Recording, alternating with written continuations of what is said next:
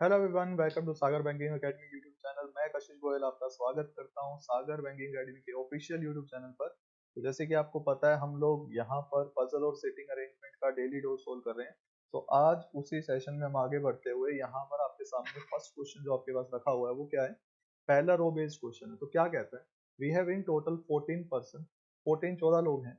Two parallel rows containing 7 person in each. There is equal distance in adjacent person.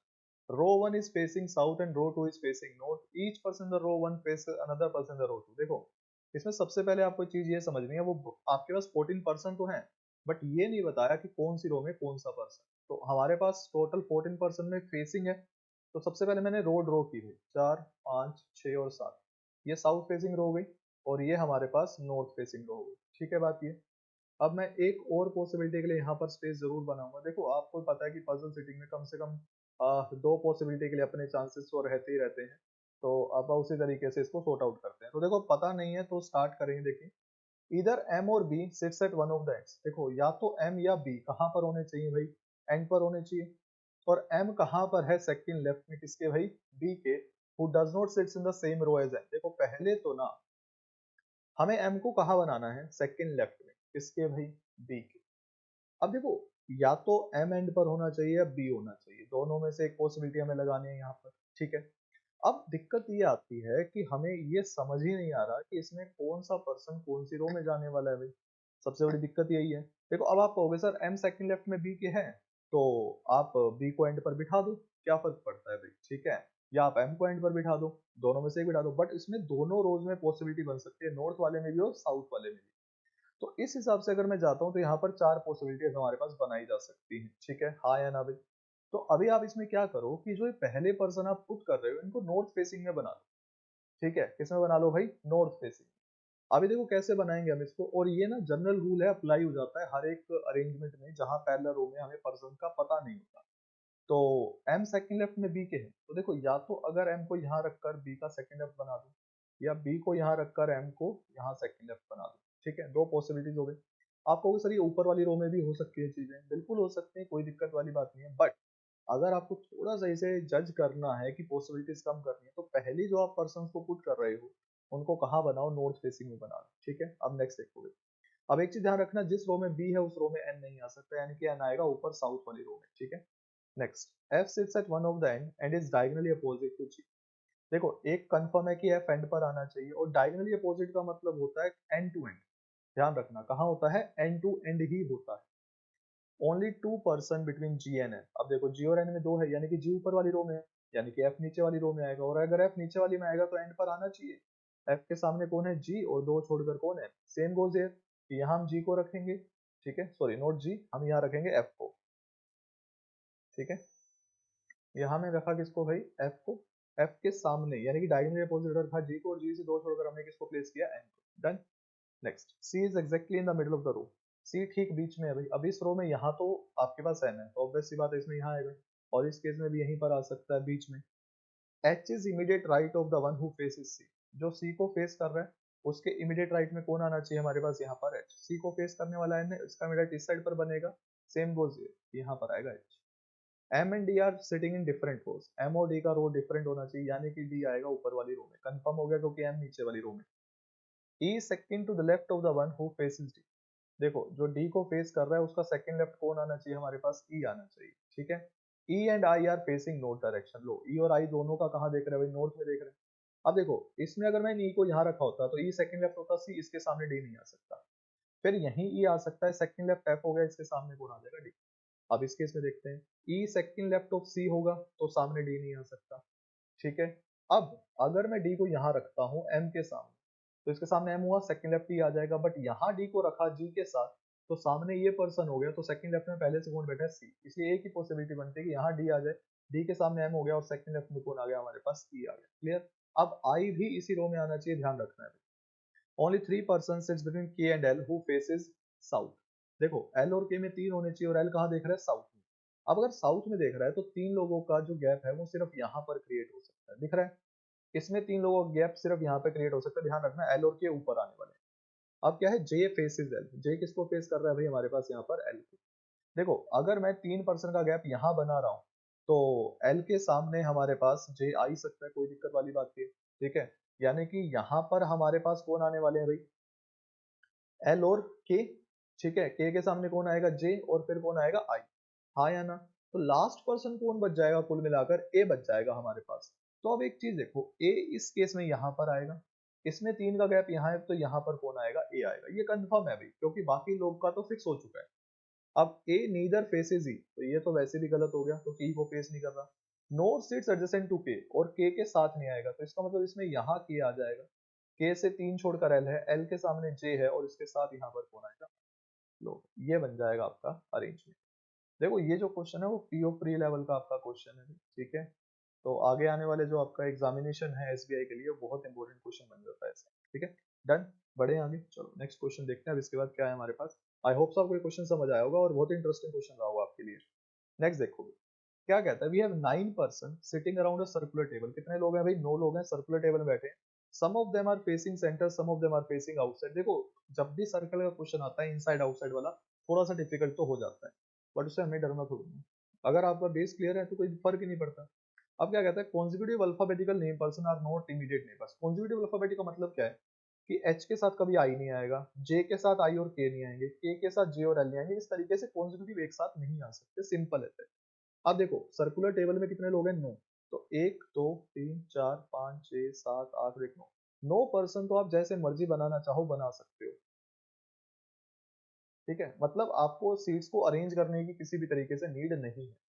अब is third to the left of L where both are facing opposite direction. देखो अगर मैं L को यहाँ बिठाता हूँ, but L का face clear नहीं है, तो एल का फेस इनसाइड करके थर्ड लेफ्ट यहाँ ही बिठा दिया, या एल को यहाँ बिठाकर आउटसाइड कर दिया, और थर्ड लेफ्ट में इस साइड पर अब कौन आ गया, आई, और दोनों का डायरेक्शन क्या है भाई, अपोजिट। तो ये इनसाइड देख रहा है इस केस में, पहले केस में तो आई देखेगा आउटसाइड, दूसरे केस के अंदर एल आउटसाइड देख रहा है तो आई देखेगा इनसाइड। क्लियर होगी बात की। Immediate neighbours of I are facing opposite direction to that of I. I के नेबर्स की डायरेक्शन आई से अपोजिट है, ना कि आपस में अपोजिट है, आई के अपोजिट। तो इसमें आई आउटसाइड देख रहा है फर्स्ट पॉसिबिलिटी में, तो इसके नेबर देखेंगे इनसाइड। सेकंड पॉसिबिलिटी में आई इनसाइड देख रहा है, तो इसके दोनों नेबर्स देखेंगे कहां पर, outside. Done. One person between I and के, आई और के में कितना पर्सन होना चाहिए हमारे पास, एक। अब इसमें पॉसिबिलिटीज ज्यादा है भाई, ठीक है। क्यों है, क्योंकि आई से एक छोड़कर के का गैप यहाँ पे भी बनाया जा सकता है, और यहाँ पर भी सेम गोज है, इसमें के यहाँ पर भी आ सकता है और यहाँ पर भी बनाया जा सकता है। फिलहाल के लिए आप इसको अभी नहीं बना रहे, for right now. Next, M is third to the right of K. देखो एम कहाँ होना चाहिए, थर्ड राइट में, किसके भाई, के। अब बात आती है, देखो अब मैंने जो के की बनाई थी, मैं इसमें ना एक लाइन भूल गया, जिसकी वजह से मेरे को पॉसिबिलिटीज बनानी पड़ जाती, बट आपा नहीं बनाएंगे, क्यों, क्योंकि कॉन्जिक्यूटिव एक साथ नहीं थे, तो एल के साथ के नहीं आ सकता, तो इसमें यहाँ के आएगा, इसमें भी एल के साथ के नहीं आ सकता, तो के यही आएगा। डन। समझे या नहीं समझे। के का फेस, अब के का फेस क्लियर नहीं है, बट के थर्ड राइट में कौन आएगा, एम। थर्ड राइट का मतलब होता है दो छोड़कर। अब के से दो छोड़कर इस साइड एम नहीं आ सकता, क्योंकि एल के साथ एम नहीं आ सकता कॉन्जिक्यूटिव। तो हमें राइट इस साइड बनाना पड़ेगा, और राइट इस साइड बनाना है तो फेस क्या करना पड़ेगा, इन साइड। तो दो छोड़कर यहाँ पर आया एम, सेम गोज हियर। के से दो छोड़कर यहाँ एम एल के साथ नहीं आ सकता, तो फेस क्या करना पड़ेगा इसका, हमें आउटसाइड, और दो छोड़कर यहाँ किसको बिठाना पड़ेगा, एम। क्लियर हुआ या नहीं हुआ बात की। डन, ऑटोमेटिकली आ गया हमारे पास चीज। नेक्स्ट क्या कहता है, the number of person between M and O when counted from the right of M. देखो इसको कैसे बनाना है, एम के राइट में जाना है कहां तक, ओ तक, वो क्या है, वन लेस है, दीज आर वन लेस। किससे एक लेस है भाई, number of person between O and J when counted from the left of J. जब आप जे के लेफ्ट में कहां तक जाते हो भाई, ओ तक। कुछ इस तरीके से हमें ये मेंशन करना है। अभी देखते हैं इसको कैसे बनाया जाए, पुट कैसे कर सकते हैं, वो हमें थोड़ा सा एक बार देखना पड़ेगा, क्योंकि अभी फिलहाल के लिए हम इसको पुट नहीं कर पाएंगे, ठीक है। नेक्स्ट देखते हैं इसके बाद क्या है हमारे पास। One person sits between J and N. अब देखो जे और एन में कितना पर्सन होना चाहिए हमारे पास, यहाँ पर एक होना चाहिए, ठीक है। Done. Where both are facing opposite direction, और जे और एन कहाँ देख रहे हैं, अपोजिट डायरेक्शन में देख रहे हैं। P faces opposite direction to H who faces outside. देखो अगर एच कहाँ देख रहा है हमारे पास, आउटसाइड, तो पी कहाँ देखेगा हमारे पास, inside। अब हमें इसको यहाँ पर करना है पुट, और कोई काम नहीं बचा, इसे हमें सिर्फ यहाँ पर क्या करना है, पुट। कैसे करेंगे अब वही हमें डिसाइड करना है। अब एक चीज देखो, हमें जे और एन में पसंद, अब जे आई के साथ तो आएगा, ना ही जे के साथ सकता, यहाँ पे आएगा नहीं। अगर मैंने जे को यहाँ रखा तो एक छोड़कर एन नहीं आ सकता, तो ये भी पॉसिबल नहीं है कि जे यहाँ आ जाए। ठीक है, अब पॉसिबिलिटी समझने की कोशिश करो क्या बन सकती है हमारे पास, अब उसके अकॉर्डिंग हम बात करें। देखो, अब या तो हम जे को यहाँ रख सकते हैं या जे को यहाँ रख सकते हैं। उसके अकॉर्डिंग या तो जे से एन यहाँ आएगा या जे से एन यहाँ आएगा। मतलब ये सीट जे और एन में से एक को जानी चाहिए, हाँ या ना? इतनी बात को समझ पा रहे हो आप लोग? ठीक है, मैं थोड़ा सा आपको शो भी कर रहा हूँ कि किस तरीके से मैं बनाने जा रहा हूँ। अब देखो, पहली पॉसिबिलिटी मैं लेता हूँ, जे को यहाँ बिठाया और एन को यहाँ बिठाया। अब वो जे के साथ तो आ नहीं सकता। अब ओ की पॉसिबिलिटी देखने की कोशिश करते हैं। ठीक है, यहाँ तो आएगा नहीं। अगर मैंने यहाँ ओ बिठाया तो एम के राइट में ओ तक 4 हो गए। अगर ये 4 है तो यहाँ 5 होने चाहिए। अब 5 तो जे और ओ के बीच में किसी तरीके से नहीं बन सकते। और अगर मैंने ओ को यहाँ रखाया तो एम के राइट में ओ तक कितने हो गए भाई, यहाँ पर 3 और 3 6। और जे के लेफ्ट में ओ तक तो 6 7 तो हो ही नहीं सकते। तो मतलब ये चीज तो पॉसिबल ही नहीं है कि हम इसको बना सके कि जे को यहाँ रख सके। इसका मतलब यहाँ पॉसिबिलिटी नहीं है जे की इस जगह पर। तो अब पॉसिबिलिटी जो बनती है जे की हमारे पास कहाँ बनेगी, यहाँ पर। डन।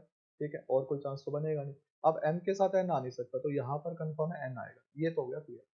अब ओ इधर तो आ नहीं सकता, ये तो कंफर्म है। ठीक है, तो अब या तो यहाँ पर कौन आएगा, ओ। बट फिर वही है, एम के राइट में ओ तक जाते हैं तो 6 हो गए। तो जे के लेफ्ट में ओ तक 7 तो पॉसिबल है ही नहीं किसी भी तरीके से। तो इस केस में यहाँ पर भी ओ नहीं आ सकता भाई। ठीक है, ये बात भी हमें अब समझ आ गई। तो इसमें जो आखिरी चांस बचता है वो ओ के लिए यहाँ बचता है। अब एम के राइट में ओ तक 0 है तो जे के लेफ्ट में ओ तक 1 होना चाहिए, तो हमें इसका फेस करना पड़ेगा इनसाइड। अब जे अगर इनसाइड देख रहा है तो एन कहाँ देखेगा भाई, आउटसाइड, क्योंकि दोनों की डायरेक्शन क्या है, अपोजिट। ये कंफर्म हो गया भाई हमारे पास। इतनी बात क्लियर हो गई। अब देखो, एच देख रहा है आउटसाइड, तो एच यहाँ तो आ नहीं रहा, तो इसका मतलब एच यहाँ आएगा, कहाँ देखेगा भैया, आउटसाइड। और यहाँ आखिरी बंदा आएगा पी, कहाँ देखेगा भाई, इनसाइड। ये भी क्लियर हो गया। ठीक है, दैट्स इट। और तो कुछ हमारे पास बन ही नहीं सकता यहाँ पर। क्लियर हुआ या नहीं हुआ भाई? ठीक है, हाँ, यहाँ पर ओ का फेस हमें क्लियर नहीं हो रहा किसी भी तरीके से, क्योंकि कुछ गिवन ही नहीं है भाई हमारे पास। और ना इन्होंने बनाया है कि यहाँ पर जो नंबर ऑफ पर्सन है वो इनसाइड या आउटसाइड कैसे है, हमारे पास कितने हैं वो बताया ही नहीं गया यहाँ पर। तो हम ओ के बारे में यहाँ पर कोई भी सिचुएशन क्लियर नहीं कर सकते, ये ध्यान रखना भाई। ठीक है, डन। इतना बात समझ आ गया। अच्छा, अब आते हैं इस वाली पॉसिबिलिटी पे। इसमें वही चीज है, देखो सेम बन रहा है। आई के साथ जे नहीं आएगा, के के साथ नहीं आएगा, यहाँ रख नहीं सकते। तो अब पॉसिबिलिटीज ये बन सकती थी। अब मान लो अगर मैंने जे को यहाँ रखा होता तो एन तो यहीं आता। अब एम के राइट में जब मैं ओ तक, मान लो अगर ओ यहाँ तो आ नहीं सकता, या तो मैं यहाँ रखूंगा, बट एम के राइट में ओ तक ज्यादा पर्सन हो जाएंगे। और अगर मैं यहाँ रखूंगा तब भी ज्यादा हो जाएंगे। मतलब ये दो पोजीशन भी ओ के लिए नहीं हो सकती। इसका मतलब ये सिचुएशन भी यहाँ से कैंसल आउट होती है कि हम बना ही नहीं सकते इस केस में यहाँ पर जे को। तो फाइनल सिचुएशन फिर वही बनकर आती है लास्ट में हमारे पास, जो यहाँ था वही यहाँ पर बन रहा है, सेम टू सेम। अब डिफरेंस आएगा फेसिंग पे। अब मैं बताता हूँ कैसे। देखो, जे यहाँ आया तो एन यहाँ नहीं आ सकता, तो इसमें तो एन यहीं आएगा। ये तो क्लियर हो गया। अब मुझे ओ को रखना है, एन के साथ तो रख नहीं सकता। अगर मैं यहाँ ओ रखूंगा तो एम के राइट में ओ तक पर्सन ज्यादा हो जाएंगे, तो मुझे ओ को यहाँ रखना पड़ेगा। अब एम के राइट में ओ तक कितना पर्सन आया, यहाँ पर 1। तो जे के लेफ्ट में ओ तक कितने होने, 0 आए, तो वहां होना चाहिए 1। तो लेफ्ट बनाने के लिए इसका फेस क्या करना पड़ेगा हमें, यहाँ पर आउटसाइड। क्लियर हो गया। अगर एन आउटसाइड देख रहा है, ठीक है, तो एन, जे आउटसाइड देख रहा है तो एन को क्या करना पड़ेगा हमें, इनसाइड। ये तो कंफर्म है। अब हमें पता है एच आउटसाइड देख रहा है और पी कहाँ देख रहा है, इनसाइड। तो यहाँ तो पी आएगा नहीं, तो इसमें पी यहाँ रखना पड़ा हमें, इनसाइड। और यहाँ आ गया एच, बट एच किसके साथ नहीं आ सकता, आई के साथ, इसलिए ये कैंसल आउट होता है। और ये क्या है हमारा, राइट अरेंजमेंट, जिसमें हमें ओ का फेस क्लियर नहीं है, ये ध्यान रखना। Done, clear, that's it. तो आज के सेशन इतना ही। Thank you so much guys.